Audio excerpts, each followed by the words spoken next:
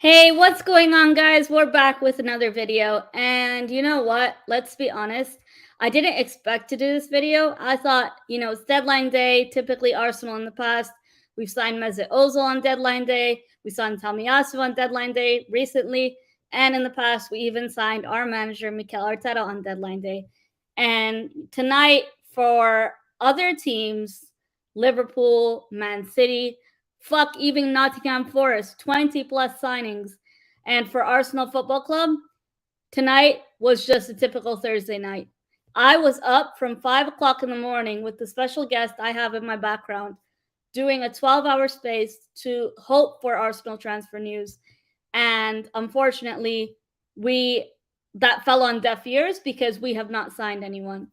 So today is going to be my transfer news review of the summer transfer window, incomings, outgoings, the ins and out, as well as how we missed out on a crucial signing of the number 6 position, knowing well El Neni was injured and how injury prone Partey is. So, need I say, let me go ahead and run back that intro real quick.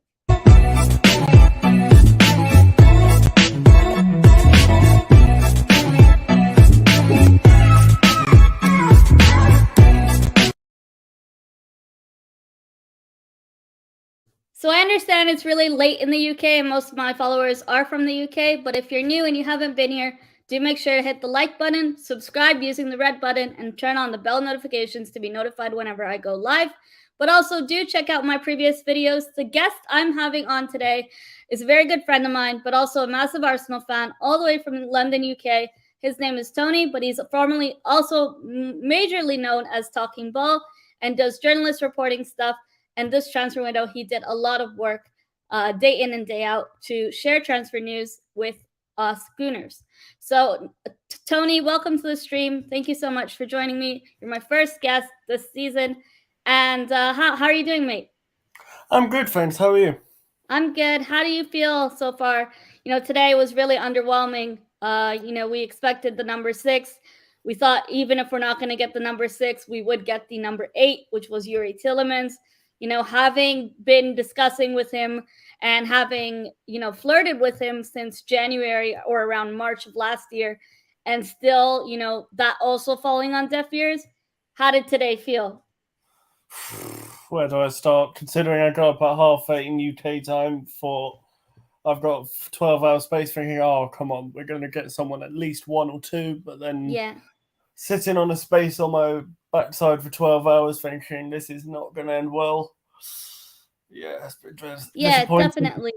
And what's really disappointing for me was not the fact that we did our business late, because early on in the window we addressed our key areas, the reinforcements that we needed that we lacked in January, not signing anyone in January, relying solely on Eddie Nketiah, Lacazette already leaving the club, Aubameyang having left. We shifted a lot of our deadwood and players who just didn't suit the system Arteta was going to play for whatever reason, right?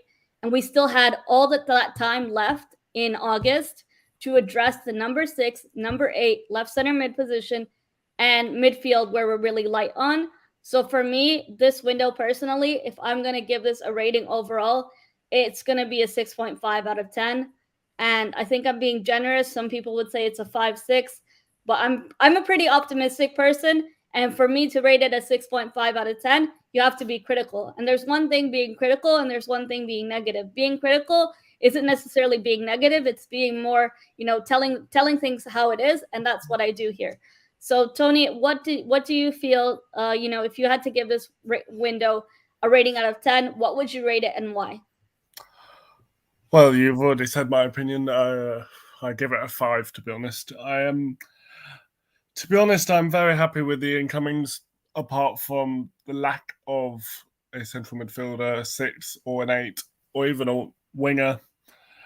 But we started off very strongly with Jesus and Zinchenko and Fabio Vieira, and I thought we could be building a dynasty here. We could be getting like a Rafinha. We could be going for a Alessandro Martinez, and now we're hearing, dare I say, Jamie Vardy coming out with a quote saying he's a bully, Alessandro Martinez, and now which is making us think, is he worth that much money? I don't personally think so still, but if we got all of those players in, Rafinha, Fabio Vieira, Zinchenko, Jesus, I think we would be, even though we are top of the table with maximum points, I still think we would have a much better goal difference as we got right now, to be honest. And I do agree with you. And I want to echo that part that you said we would have a much higher goal difference. We need to be clinical. The last 5 games that we've won, yes, we've won 5-5 and we're top of the league. Trust me, right now, it's not lonely at the top, but I know for a fact that our players, especially in midfield, are injury prone. And we experienced the same thing last season. So having, to rely on Sambi Lakanga, especially with the Europa League and the cup games coming up, it's going to be tough for us with the World Cup around the corner as well. Having to rely on a young player to step up at big occasions. Yes, he stepped up the other day against Villa at home. He had a great performance and that will boost his confidence. But against Man City, I'm not confident. And we should have had someone Premier League experience. We should have got Neto. We should have got a winger. And we failed to address those issues. We flirted around. The Paqueta news came out. I don't know if that was general paper talk. Yuri Tillemans, that not getting that signing really, really upset me. Because yes, we do have the quality, and I'm not going to deny that we didn't get reinforcements. Zinchenko, Gabriel Jesus, and Fabio Vieira were brilliant signings for us and are brilliant signings for us. I have yet to see Vieira play fully. However, we cannot shy away from the fact that we failed to be proactive near the end of the window when we know our midfield is lacking that depth, and we need that depth to be actually challenging Man City and trying to, give them a run for their money. Not, winning the title, but giving a challenge. And I think it was fair to say that we could have had that if we got the number 6 or the number 8. And for me, the number 6 was the priority because of El Neni getting injured and Partey not being available until Zurich.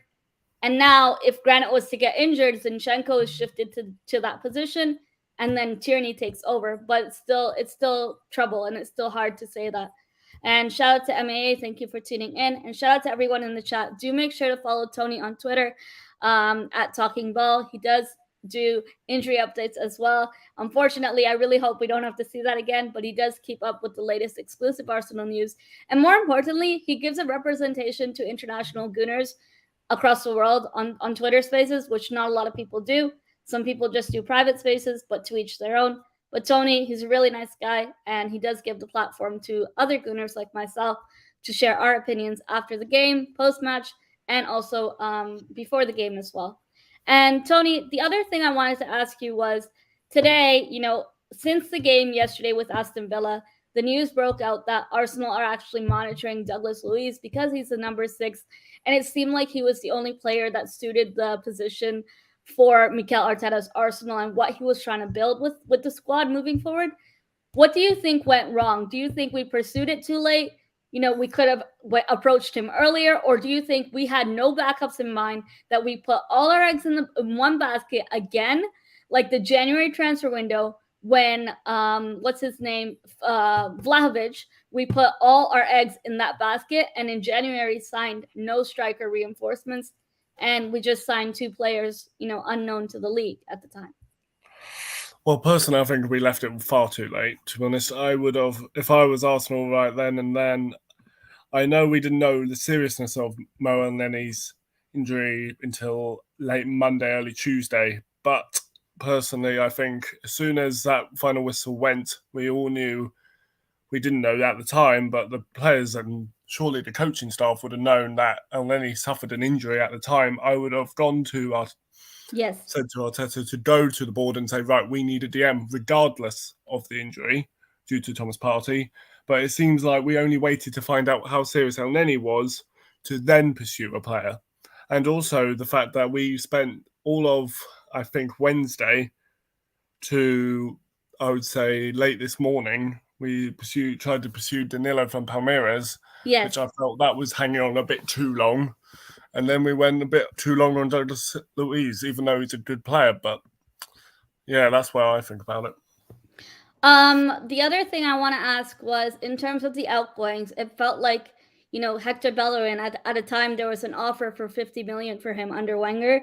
And because we didn't have a backup right back, we couldn't let him go because we struggled to get reinforcements. We struggle to sell players. We get peanuts for players.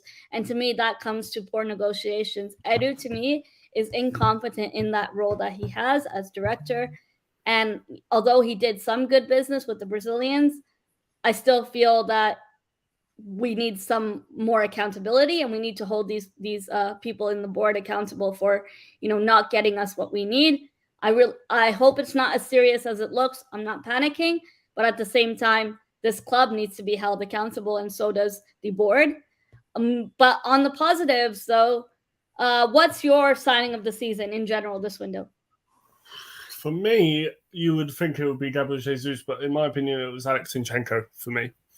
Yeah. The way that we got that done fairly quick, like MAA would tell you how quick we got that done, but to think we were all disappointed about Lisandro Martinez, and then we pounced on it. And the way that we even got the discount on him, to think Manchester City originally started off with £45 million, and they were very reluctant to sell him straight away. But then we used our leverage in using the Lisandro Martinez links and having Arteta personally push for that more than any other deal I've ever known. Yes.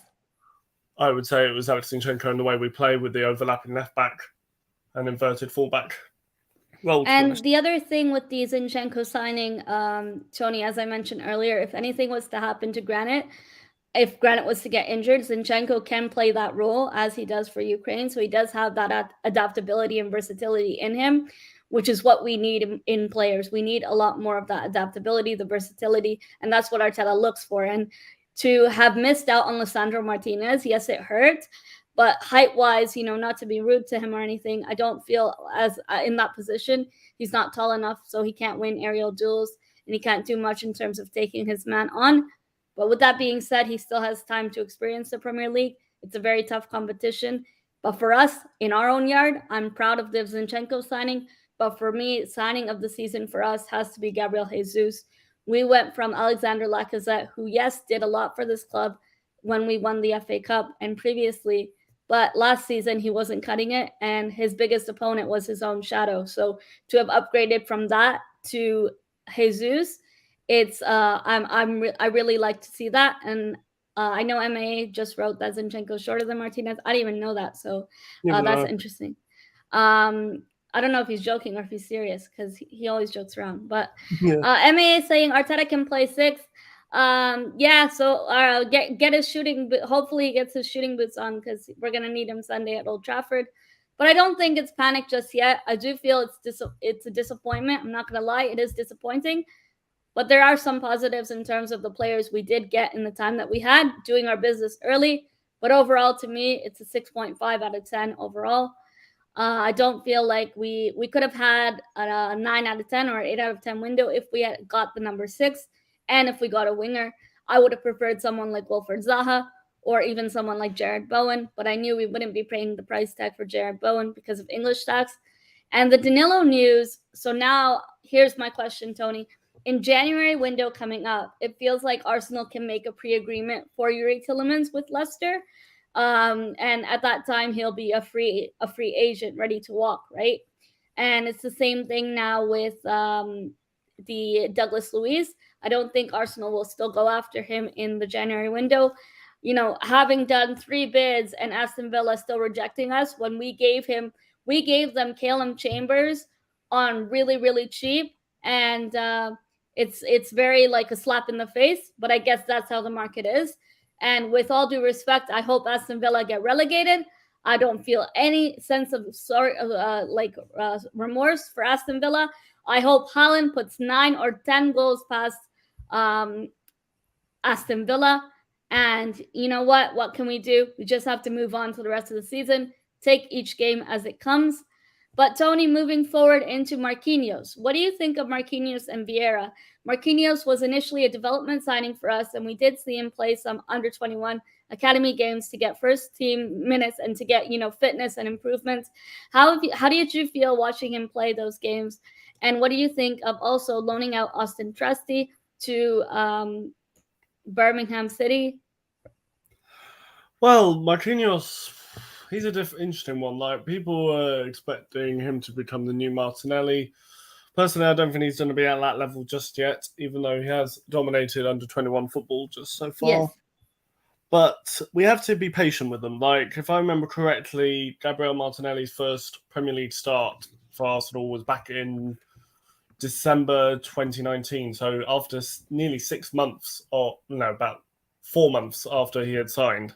So we need to be patient with him, to be honest, to really usher him in, maybe give him a few substitutions, but don't start him just yet. I think maybe the EFL, like the Carabao Cup games, we could probably give him a substitution there, or even in the FA Cup, a little cameo appearance off the bench won't hurt, in the last 10, 15 minutes. I think that might be a good start, but it's good to see him get a start in the academy. And I know it's a different level and a whole entirely different team, but that's also a good point. Now, what about Fabio Vieira? Fabio Vieira was a signing we didn't really see coming. It happened out of the blue. And I think there's a player in him, but with that being said, we have yet to see him play, proper football minutes. We haven't seen him play much for us. And I just hope he comes good. I think there's a great player in him. And I really hope he does well with us this season. Well, Fabio Vieira is a very interesting player. Like, he never really started for Porto, if I remember correctly, and he came usually off the bench. And I think his record speaks for himself: 6 goals and 14 assists in all competitions. Shows that he is a talented person. And I believe he did win the Player of the Under-20s Euros in 2021, I believe. So he has got a bit of experience behind him, which is what we needed. To me, he reminds me of Houssem Aouar in the way he plays in the final third. He could be our Aouar that everyone was screaming for 2 years ago. I'm not saying he will be, but he has the potential. Yeah, he has the potential to. And the other thing I want to ask is, what did you feel of the new contract extension? So we're still waiting on the Saliba announcement, Bukayo Saka new contract extension, but more importantly, getting William Saliba back this season. I think that's a huge spot to talk about this transfer window. But before we do that, I do want to bring in a massive Saliba stan, a good friend of mine, Adele. I know he was just upset as us, so it's going to be interesting to hear his views as well. So let me bring him in. Hi, Adele. Thanks so much for joining. Hope you're well. Hey, Melina. Hey, Tony. How are you guys? We're good. So I'm live right now. I'm just doing we're just doing our transfer review this season. So right now it's one of your favorite players and someone, we call Rolls Royce of a center back, very calm, cool, and composed. No other than William Saliba. How did you feel about, him coming back to Arsenal? Because I know initially when the French account on Twitter was tweeting, he's going to stay with us, you got worried. And so did I, because we thought, oh my gosh, we're going to lose a gem of a player. We only saw him play a first half of a MK Dons game, and then he was loaned out 3 times. He didn't really get a fresh start. Adele, what's your thoughts of William Saliba coming back, and how did you feel on his debut? And how do you feel of him as a player in general? So, great question, Melina. As I said, I believe, because I've been following William Saliba from his Saint Etienne and his days there, and I've always been a massive fan of Willow. And I think with Willow, you can see a different calmness at the back line. We haven't conceded as much goals in the back line because all of us look composed together. And with Willow, he can look out for the passes. When Gabriel does make his mistake, he's always there to help. He tucks in well with Ben White. All this summer, how GFN and the French other media, they were winding us up. But it was available that he was staying at the club. Never say never. Tomorrow, could we get his contract extension? And I believe so. We can, because it's gonna keep the fans happy tomorrow. We need some good news. Yeah. I see the club doing something tomorrow in terms of that, and I think everyone will forget about it tomorrow because he signed a new deal. And why do I see it? I don't know, but something really is gonna happen tomorrow in terms of that new signing, new contract deal announcement and everything. Because apparently, I believe he's already signed. Is that correct, Tony? Well, there's been a mutual agreement, but he hasn't signed officially on the dotted line just yet. But I know they've made a mutual agreement just before. I think it was pretty much the first day he came back from pre-season. But And then to be also, honest, when is it going to come through? we don't know yet. They would probably wait until maybe, I personally think, until the first. Well, number 2 will be announced before. Like, I'm seeing people in my DMs Saliba, already asking me when is And it number 2. But another person I think we deserve to give a massive shout out to is Hector Bellerin. Like, yeah, people have his hatred towards him and stuff, yeah. but never forget what Bellerin did for me, because that pre-ACL injury that He was a had, good player. he Yeah. was such a player. I've always loved Bellerin, but his available time was over with us, and of course, I'm gonna be He following was a his good journey at servant to Barcelona. the club. Yeah, And so, Adele, that's a good segue into the outgoings. As you guys know, you guys should have known now, Hector Bellerin has joined Barcelona. He was there before when he was a kid. So we all here wish him the best of luck. He was a great player, a good player, and a good servant to the club before he tore his ACL. It was a one major thing injury to him. I And wanted hopefully he to shines at Barcelona. one thing I wanted to ask you and Tony, right? Yes. You see the January transfer window is coming up in 4 months, 5 months time, right? Yes. Why do I feel like they're gonna negotiate a pre-contract for Douglas Luiz, or probably get Danilo? I just mentioned earlier, Adele, that it's likely we would do a pre-existing contract with Yuri Tillemans in January, just because he wants to move to Arsenal so bad. But we didn't try. We didn't aim for the move. Then we weren't able to. We didn't even put a bid to Leicester. I felt at that time we already prioritized the number 6. When is Thomas Partey? I believe he'll be back in 2 weeks, right? What's Yes, happening with for the Elneny? Zurich game away from home. What's happening with Mohamed Elneny? Elneny, we're still waiting for a proper reassessment, so we're not sure how long he's going to be out for. But personally, to me, it looks long term, and I think that's why we kind of went last minute to address the number 6 position. Listen, I do want to hold the club accountable for a bit of this, but yes, we've tried our best. so Aston Foden, Villa are a proper cunt of a club to deal with. Sorry for my language on your it's stream. okay. I mentioned it the But same thing. But I can't, like, I was actually upset and I was in tears today for some reason. Yeah, I know. It's It cool. means a lot to I'm us. over it. I'm over But it. today for us, it was just the Thursday, not transfer deadline day. You know what I was Tony, thinking, Tony, man? so Fode is asking any updates about Danilo. Fode, I'm not sure if you've heard, but the latest, as of now, the deadline has already closed. Arsenal have not signed anyone, and we won't hear anything about pre-existing contracts until the January window opens. What I believe they might do with Danilo is, I think, because apparently personal terms are already agreed with Danilo. What I think they're gonna do is get him in for January. That's when the Brazilian season finishes. Yes. So that's when I see him being available for the cut price of 30 mil, which is we can get him in. I want to ask you both about outgoings and how we did, outgoings wise, how did you feel? I'm going to go with Tony first. So we've already discussed Hector Bellerin leaving, and later today, we found out that Ainsley Maitland-Niles has joined Saints, which is Southampton. I think it's a good move for him. I think, he'll get the minutes. He didn't get minutes in Roma when he was on loan there. So I think it's a good move for him. How do you guys feel? Tony, I'll start with you. What do I say? I'm very happy with the outgoings, especially as we got rid of most of the dead wood. Yes. The only person I'm not very happy with is Nicola Pepe, to be honest.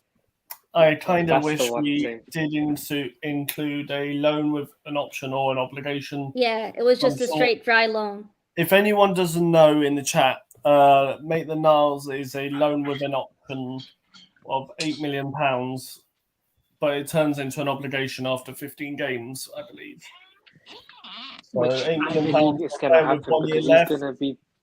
It's a pretty good move for him. And I think he's going to play more games. Well. The other thing with Pepe is maybe there's a plan with him in terms of, Arteta probably has a plan with him because it was just a dry loan. But I agree with you, Tony. I would have had an obligation or an option to buy. Shout out Igal. Thank you for tuning in. And I do want to also refer to Balogun. How do you guys feel about Balogun being loaned out? He needed the minutes. The main thing, he needed the minutes. And he's right now killing it in Rems. And I think for his development, he needed that. So good luck to him next, and then he can come back next season and be a massive part of us. Yeah, so now we're going to go to one of the clubs that we tend to loan out players and do good business with. I want to talk about Nuno Tavares. It was recently his birthday, but more importantly, he's been firing goals right, left, and center for Marseille and link up with Guendouzi, one of our former players. But I think Tavares really needed that to get the first team minutes and also to get a lot more experience in a different league. Hopefully, he'll take that experience from Marseille and come back a stronger player. What do you guys? How do you guys feel about that, Adele? Perfect move for him, Matt. He needed that loan. He was raw last season. Yes. There's a massive play inside Nuno Tavares. We can clearly see what he can add and what his weaknesses are. Right now he looks very composed onto the ball. He likes to take his man a lot. He's helping his defense back as well for Marseille. And what I'm thinking is next season when he comes back, I do see us letting Tierney go. Yeah, the thing with Tierney is, right, Tierney's a really good player for us, and he has been. Even when we bought him, we had bought him injured. But the thing with Tierney, because he plays for Scotland, he's a player who gives it 150% all the time, even when we've already wrapped up the game. And because of that, he's injury prone. He's become injury prone. And unfortunately, last season, we saw what happened. And a player who's come back from injury outside of 5 months, we're still waiting to see, Tierney back in action in full effect. Shout out to everyone in the chat, by the way. If you haven't already, do make sure to like the video, check out my previous videos, and subscribe to my channel if you're new. If you're watching on Twitter, do make sure to also give Adele a follow on Twitter, Adele Ahmed, as well as Talking Ball. They're my guests for today, and I'm really appreciative of them for joining me and sharing their views of this transfer window. We had a long day. We were really frustrated with, the end of the window, how it turned out. But I think overall, we turned on each other many times today. We didn't mean to, but when it comes to the frustration of the club, I understand. And we just wanted accountability, and we wanted to be proactive rather than reactive. We know how injury prone Partey is, and El Neni, we know he's just a squad player. That's why we renewed the contract for a year. Unfortunately, if El Neni's injury is serious, he will be out for the rest of the season, and we'll lose him on a free, and we'll have to cut our losses that way. This is last year with us, and of course, you never wish some injury like someone like Mohamed El Neni. You can hate him as much as you want. No, he's a good servant to the club. This guy, he has never complained once about us. Yes. He's always loved us to bits. And us fans, we need to appreciate Mohamed El Neni. And once he leaves, I know there's going to be tears in my eyes, because as a fellow Muslim brother and as a fellow person that believes in Islam and the way he portrays himself in Islam, it will hurt me to see someone like Mohamed El Neni leave because of how much of a great servant he is. Yeah, and he never complained when he was put on the bench or when he didn't get minutes. He never really complained about it. He was a good squad player and someone like an employee. He just does the job that he's told.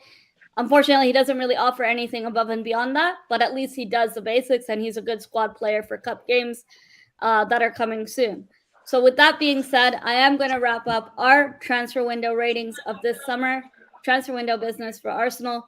Unfortunately, the ending wasn't as a bed of roses as we hoped it would be, but fingers crossed in January, we do address the key areas that we need to go back into, and we're probably going to look at loan deals because it's harder to get players or free agency signings and pre-existing contracts.